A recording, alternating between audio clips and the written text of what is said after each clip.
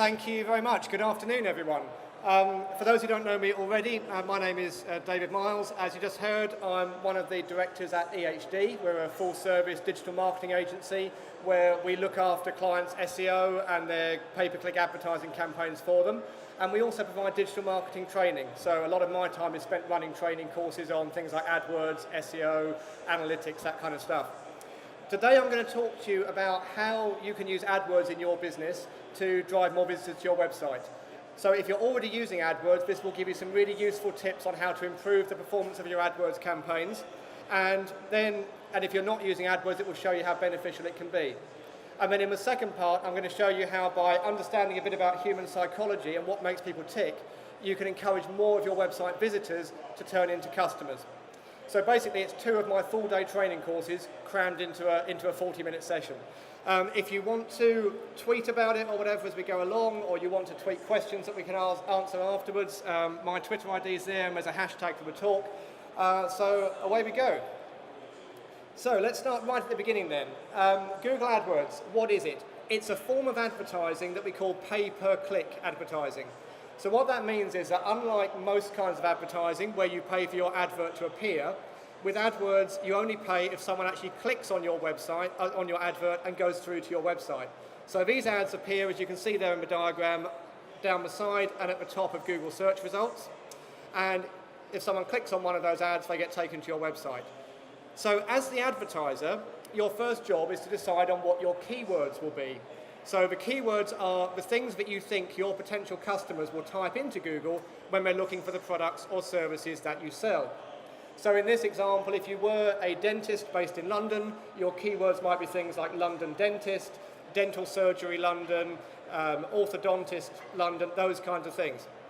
Having chosen your keywords, you write your advert to go with those, and you also set a bid price. So you're saying to Google the maximum amount of money you're willing to pay if someone types in one of those keywords, sees your advert and clicks on it. A lot of people say at this point, well, that's great, but no one ever clicks on the adverts, or I never click on the ads. Well, the stats show that actually 41.1% of all clicks on Google search results take place on one of those 3 ads on the top left-hand side. And in 2013, Google made $50 billion from people clicking on the ads. So even if you're one of those people who's not clicking on the ads, rest assured, lots of other people are. Now, when you use AdWords, you've got a lot of control over how it works. You get to decide exactly which keywords you want to appear for. You get to write your own adverts, so you're in control of your marketing message. And you get to decide what landing page on your website you want to send people to. And in terms of costings, you get to set the maximum you're willing to pay for each click, and you also get to set a maximum daily budget. So as long as you know what you're doing and you do it right, it's fairly straightforward to stop the costs running away with you.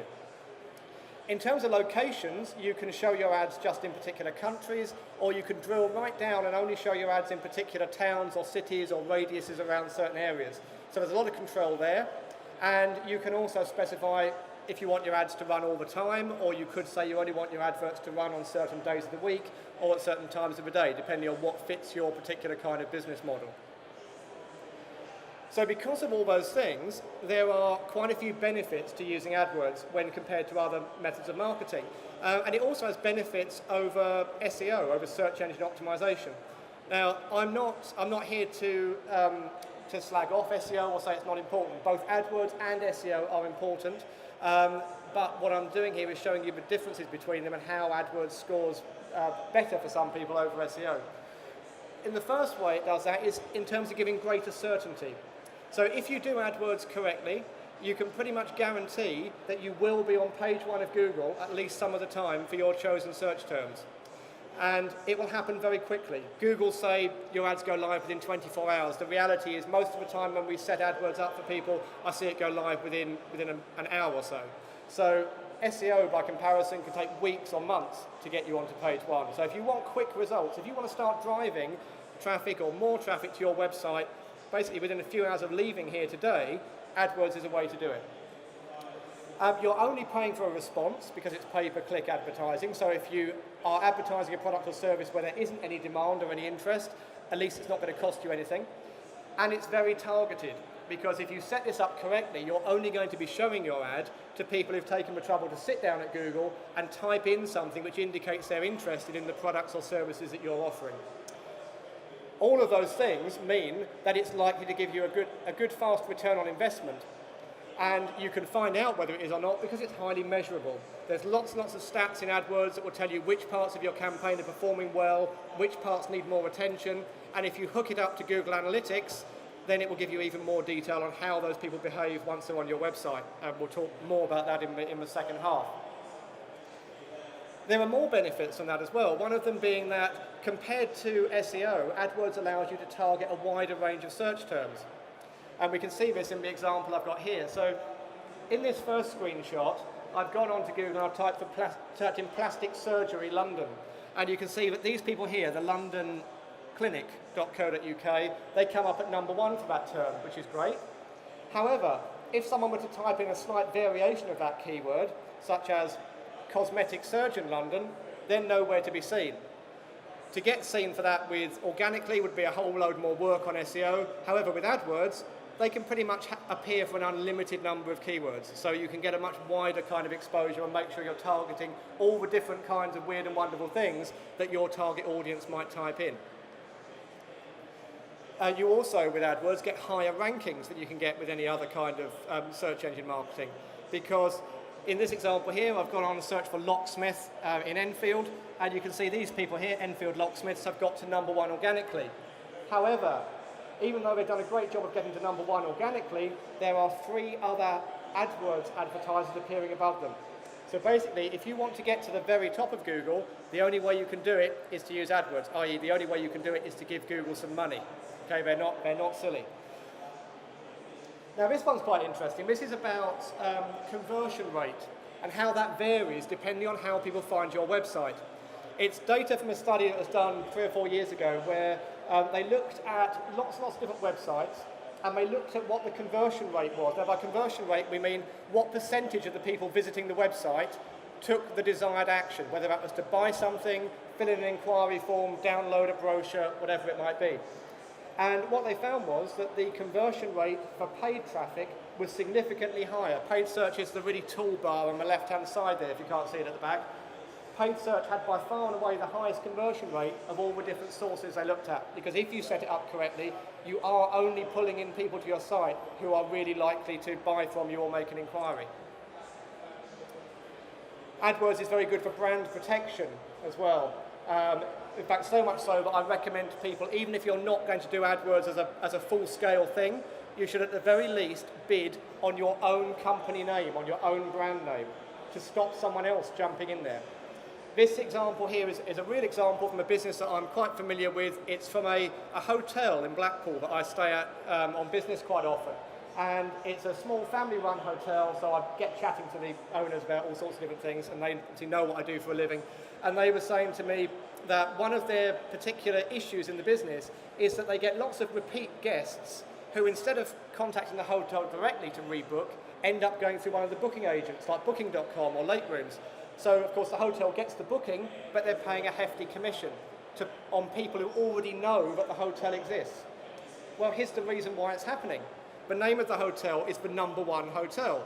And if you type in number 1 hotel Blackpool, here they are at the top of the organic search results, as you would expect. However, because they are not bidding on their own name on AdWords as a keyword, other people are, in this case, Late Rooms and Booking.com, and that's why people are just clicking through to them instead of going to the hotel direct. If they spent maybe 20 or 30 pence per click on AdWords just on their own name, that's what it would cost them for the bookings, rather than say 20% with the booking agents. So hence why I'm saying, even if you don't want to do AdWords on a grand scale as yet, you really, really should look at doing it just for your company name or for your brand name. And this one, AdWords, by using AdWords, you can boost the amount of clicks you get on your organic search results. Now, I first saw this a few years ago with a couple of clients where we did it as an experiment, and then following that, I actually read some more widely done surveys and studies that show that it actually happens across the board. It has been shown that if you are on the AdWords results for a particular search term, and you're high up in the organic results, then by being on AdWords, you'll get more people clicking on the organic result. So what we have in this example here is I've gone on and searched for the term company formation, and you can see we have these people here are at number 2 in AdWords, and they're at number 1 organically. It has been shown that if they were to stop bidding on AdWords, they'd obviously get no clicks on AdWords anymore, but they'd also get less clicks in their organic results. The reason for that, it's about the way people think. It's about what goes on in people's subconscious. When you search for something, you often start scrolling down the results, casting your eye down the results, and you maybe see them up here in the AdWords results, but you don't click because you're still scanning down the page. Then you get to here and you see them. It's now the second time you've seen them. So subconsciously, there's what we call a reinforcement effect, and it increases the chances that you're going to click. Whereas, of course, if they hadn't seen you up here, this would now be the first time they'd seen you, and so you wouldn't get that reinforcement benefit. So by doing AdWords in that way, you're getting more clicks on here, which cost you nothing. Okay, so it's actually boosting the number of visitors to your website without it costing you anything. So that's a kind of a fringe benefit of using it.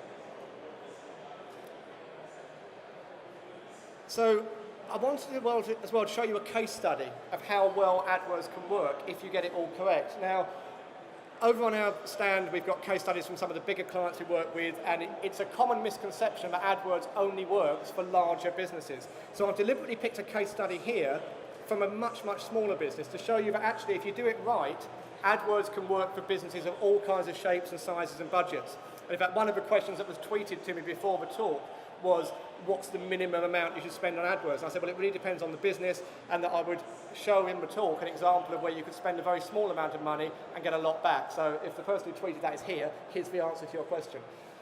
So this was a business I helped a few years ago set up AdWords. A lady called Jo who runs a catering business. She's based in the West Country in the Cotswolds. So we set up a simple AdWords campaign for her targeting keywords like caterer Bristol, caterer Bath, caterer Gloucester, all those kinds of areas that she covered. That was the website she had at the time, and we used AdWords, as you can see on the left there, to drive traffic to that site. Within the first week, the number of inquiries she got into her business had gone up by 300%.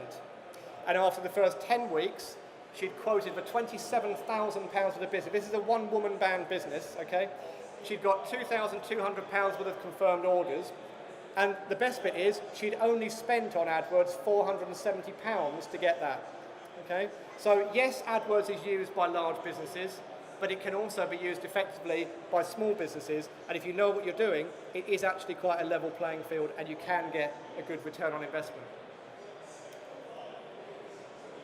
Now, that's if you get it right. So what do you need to do to get it right? Because I'm the first to acknowledge that if you do AdWords and you just rush in and do it with all the sort of default settings, you will probably end up putting a lot of money into Google's bank account and not keeping very much of it in your pocket. Okay, so if you want to avoid that happening, these are the things that you need to understand and to get right. And these are all the kind of things that we end up checking when we do audits and health checks of people's AdWords accounts. These are the kinds of things that we're going through looking at, and where we very often find errors which are causing them to waste money or lose money. So the first thing is around picking the right keywords. Okay? You need to make sure you're appearing to exactly the right kind of audience, and you do that by making sure that you're bidding on the most suitable keywords. When you're picking your keywords, it's a good idea to understand something called the keyword journey, or also something called the keyword funnel. Now, this revolves around the idea that when people are looking to buy something online or make an inquiry online about a service, they very often make multiple visits to the web before they convert, before they make that purchase or submit that inquiry form or pick up the phone. And I'm sure you've all found this yourself, that you do this kind of thing. And when you do that, the search term you use on each visit to Google tends to vary. So in the example here, I've picked the example that I'm sure we're all comfortable with and familiar with of booking a holiday. Now, when I say to small groups of people on training courses, you're looking to book a holiday, what would you type into Google? 9 times out of 10, they come back and say cheap holidays. And that very often is people's starting point. However, as we all know, if you type cheap holidays into Google, you're going to get so many results, it's unmanageable. And what probably then happens is, after having typed in cheap holidays, you'll go back to Google and search for something a bit more specific, and a bit more, as in this example here. So, in this example, cheap holidays is probably going to get thousands and thousands of searches per day, but the chance of someone booking who types in cheap holidays are very, very slim. As they work down the keyword journey and refine their search more, by the time they get down to here, where they're searching for a specific hotel in a particular resort or a particular city, there's a lot less searches, but the likelihood of them booking has gone through the roof. So, a very good strategy with AdWords is to avoid bidding on the really competitive things like cheap holidays, which are going to cost a lot of money and be unlikely to get you a sale, and instead focus on the keywords lower down this funnel, where you're going to spend less per click and you're going to have a higher chance that they're going to turn into a customer. So that's a win-win. You also, when you're choosing your keywords, need to think very carefully about what the words mean and what they can mean in other contexts. This example is taken from a client who came on a training course of mine a year or so ago, and since then we've been helping him improve his AdWords quite a bit. And his business was that he does industrial kitchen cleaning, so he does kitchen cleaning for schools, restaurants, that kind of thing. And when we looked originally at the kind of keywords he was bidding on, some of them were good keywords like kitchen cleaning company. If someone types kitchen cleaning company into Google, it's pretty clear what they want. But he was also bidding on more ambiguous keywords like steam cleaners. Now, if you type steam cleaner into Google, it might be you want a cleaner, a person cleaner, to come round who uses steam to get the job done. Or it might be that you want to buy a steam cleaning machine for yourself. So those more ambiguous keywords are the ones that are likely to bring you the wrong kind of people to your site.